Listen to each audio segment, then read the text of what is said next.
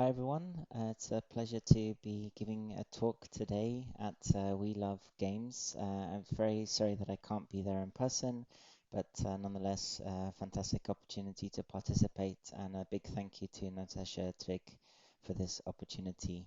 I will be speaking to you about sensory method for game design, and the idea is that the title itself, Kinetic Sculptures, is supposed to be deliberately elusive at the beginning, but I hope I'll clarify that as the presentation continues.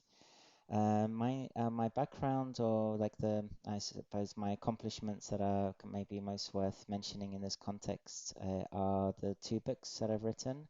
The second one of which is endorsed by the likes of Mark Forster, the Hollywood director, who's you mentioned said that the work is very important for understanding transmedia storytelling, and also Stefan Asadorian wrote something similar, saying that my work is important for understanding universal storytelling structure.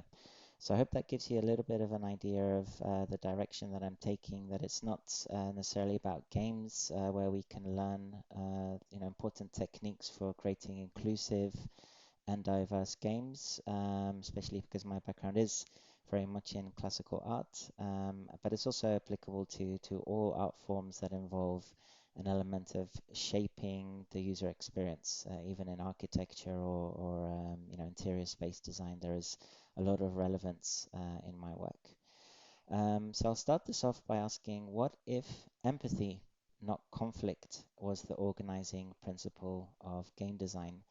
And this, again, is sort of like an opportunity for us to reflect on, what motivates us to play, or what is the motivating ingredient that is often used to get us to play games. And I'd argue that we're at a transition now, perhaps entering somewhat of a golden age, where empathy will become more and more important, more and more as this special ingredient that is needed for playing games. And something similar happens in animation and comics, and it was sort of highlighted by Walt Disney, who said that at first the cartoon medium was just a novelty, but it never really began to hit until we had more than tricks. You have to have pathos or empathy in the thing.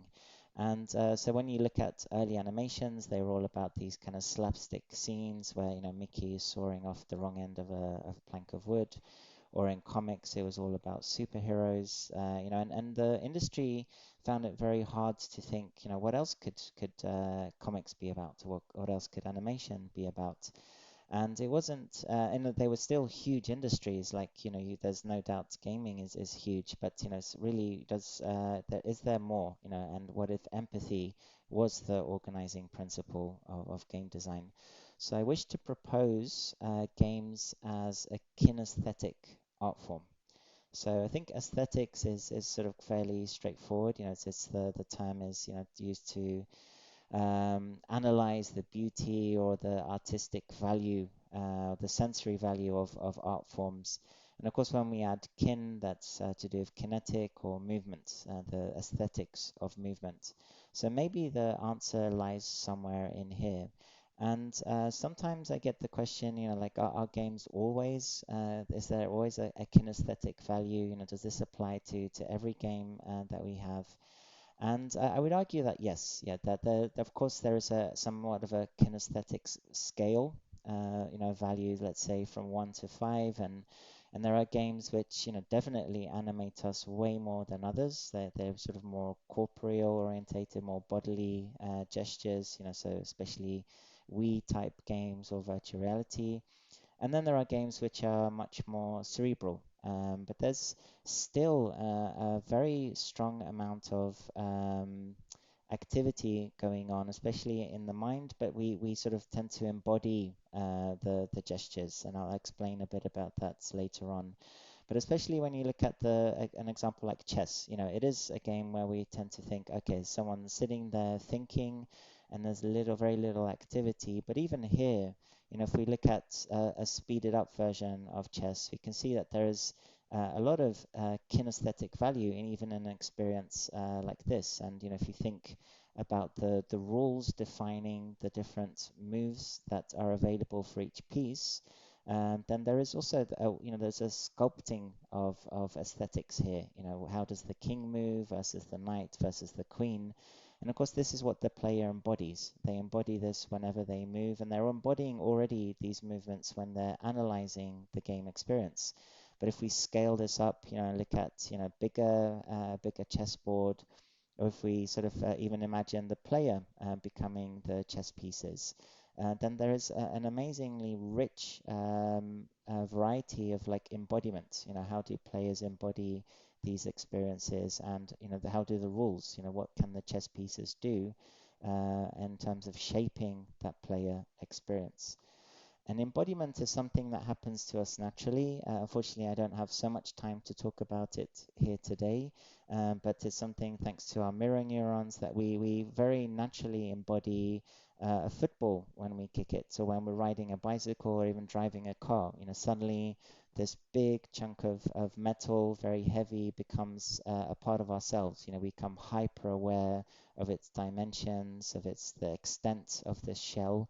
And the same thing, of course, happens when we're playing video games, that there is a very powerful tactile value to what is happening in the virtual world. We embody that character in a fantastic way. Again, a bit too little time to talk about this, but the connection between reality and how we perceive ourselves, the extent to which we perceive our bodies and the extent of our bodies changes constantly depending on what we are focusing on at any one time.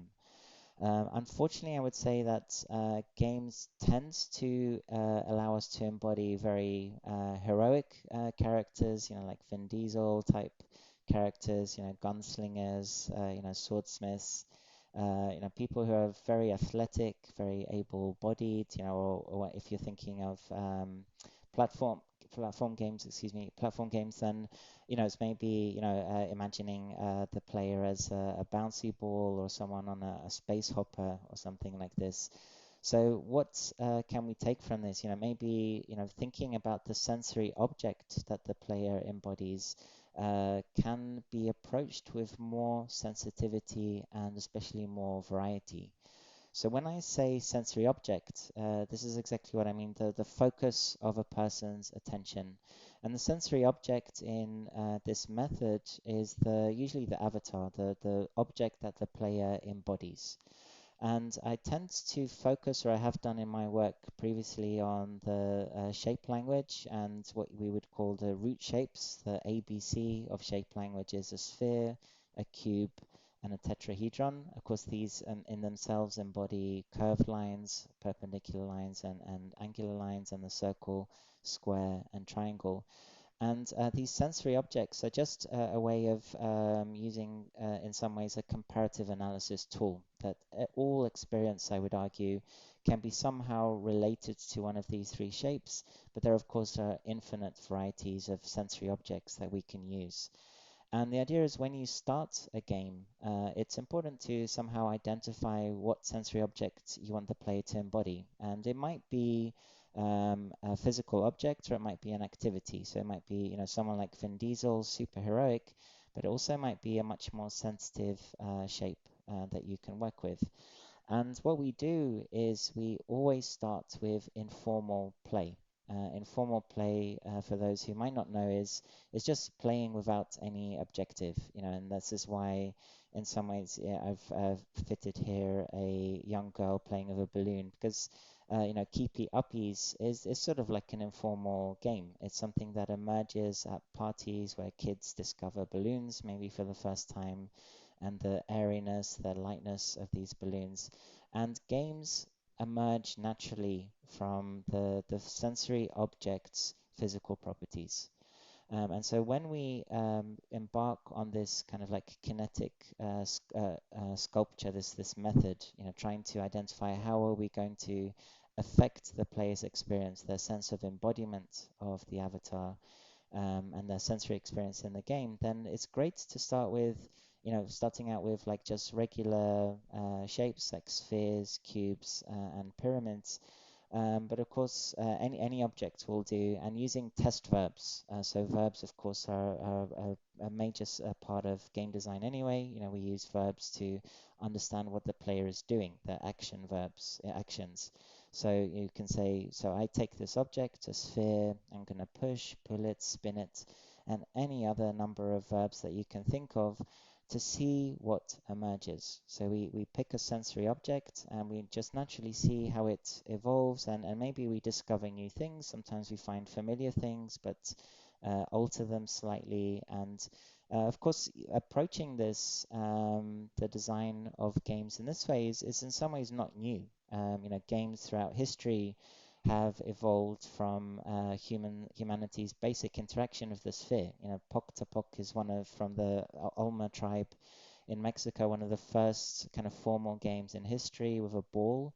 But we have, of course, marbles, tennis, snooker, soccer. All types of games have emerged where somebody, two people have been kicking a ball around or some round object and thought, okay, why don't we just turn this into a game? And of course, there are a lot of games with spherical objects, some fewer ones which reference the upright or the balanced cube-like form, and even fewer with the triangular or tetrahedron-like sharp form. This, of course, because the triangle or the something that is aligned with the tetrahedron is dangerous, and something which is aligned with the sphere, the spherical shaped objects in play are very dynamic and exciting to play with. So it's a sort of not surprising to see this kind of distribution of a lot of ball-orientated games. But the idea is, again, like we're not so much interested in the competitive side of the experience. We're interested in the emotional, the empathy side of the experience. So it's all too easy to get lost in the objectives of gameplay when we design games. What is important or increasingly important to think about is the impact of sensory objects and game rules on the kinesthetic experience. So we can see here that already, if the game involves throwing a ball, then it's understanding let's say, the adjectives associated with that. Is it throwing it gently, throwing it delicately, or throwing it very aggressively? And you get an idea of maybe how the sensory object, what type of ball you're throwing and in which context, what are the objectives, what are the rules that can shape that experience. So it's oftentimes good to turn the camera, this kind of metaphorical camera, away from the game world and point it at the player and trying to understand how is my game affecting the person more than taking an interest in the actual activities going on in the game world. Saying that, the power that games have to affect our kinesthetic experience is incredibly consistent. Here is work by a colleague of mine, Iron Rao, who works at Riot Games, and he did an analysis of, I think, over 100 players or games of League of Legends.